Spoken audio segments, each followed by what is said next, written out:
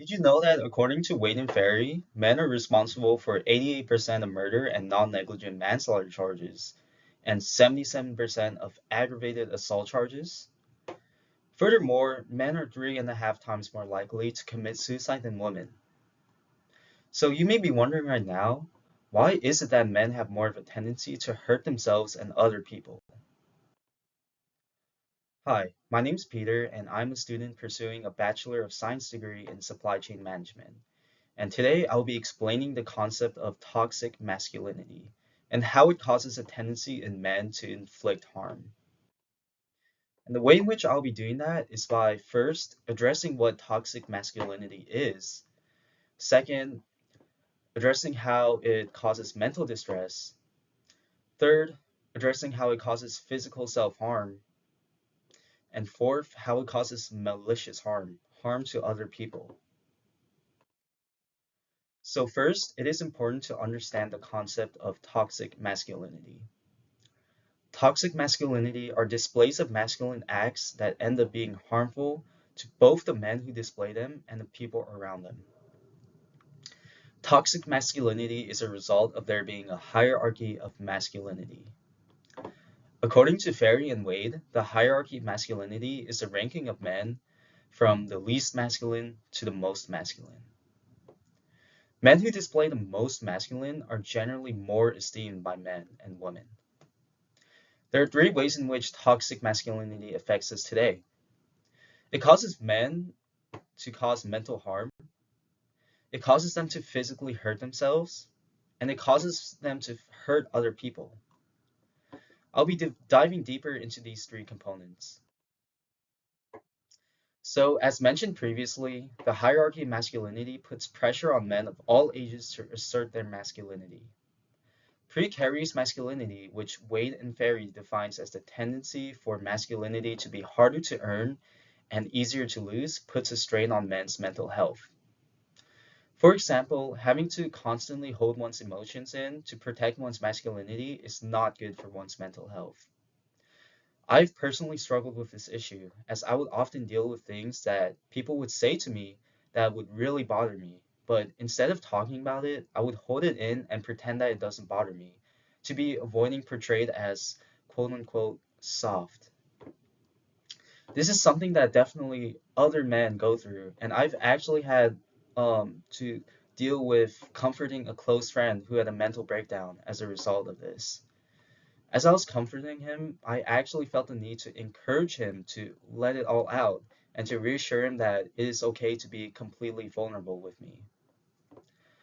I found that my personal experiences correlated with Smith and Mouzon's findings in their article Hegemonic Masculinity and Mental Health Among Older White Men in the US, that men tend to internalize their depression and avoid seeking mental help, which unfortunately leads to higher suicide rates. So, as you're watching this right now, I urge you to think about some of the male figures in your life and think about when was the last time that that male figure has opened up to you about his feelings. More likely than not, it is certain that these male figures that play a huge part in your life tend to keep their emotions in. And I would strongly encourage you to reach out to one of them and tell them, ask them if everything is okay. So moving on, they claim that oftentimes when men can't hold their emotions in any longer, they tend to either cause physical harm to themselves or other people, which leads me to my next point that toxic masculinity causes men to inflict physical harm onto themselves. Ferree and Wade claim that men often rely on hypermasculinity to climb the hierarchy of masculinity. This includes the displays of masculinity that involves violence and defy all logic. Men are accountable for 75% of DUI arrests, 78% of public drunkenness.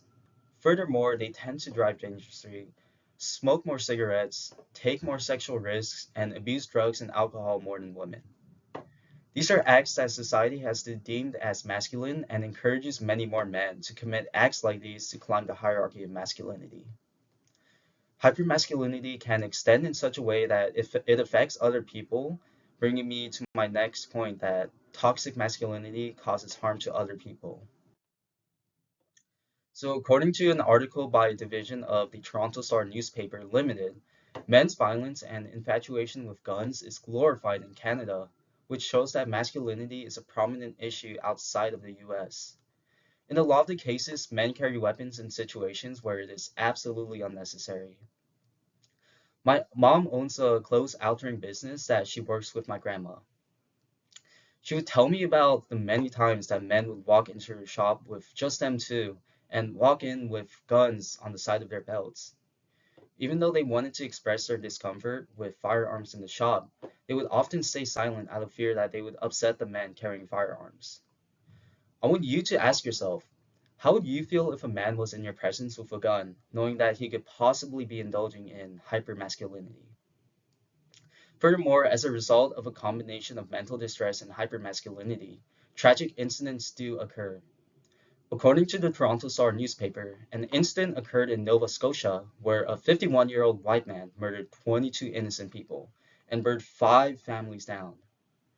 Tragedies like these are unfortunate, but ultimately inevitable as a result of toxic masculinity. So, in conclusion, toxic masculinity impacts everyone in the sense that those who practice it inflict mental and physical harm onto themselves, and they often hurt the people around them in order to climb the hierarchy of masculinity. A significant number of incidents could be avoided if only men learn to be okay with embracing so-called feminine traits, such as talking their feelings out. Now, when all is said and done, masculinity could potentially be a good thing. According to Affleck's article, some men do gain much needed push to take leadership roles and to turn their lives around for the better as a result of wanting to fulfill their masculinity. My question for you guys to consider is, while some men do gain motivation to change for the better as a result of their desire to display masculinity, how could this mindset possibly backfire on them?